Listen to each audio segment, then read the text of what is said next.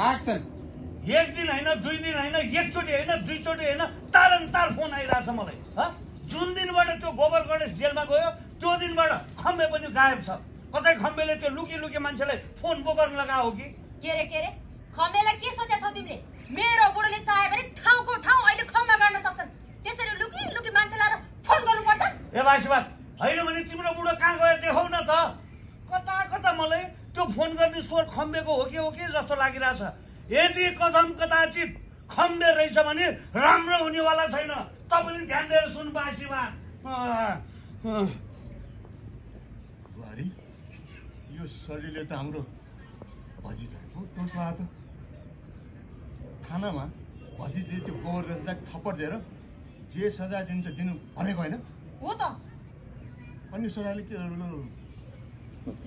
थानामा होइन त घरमै झापु हानेको होइन।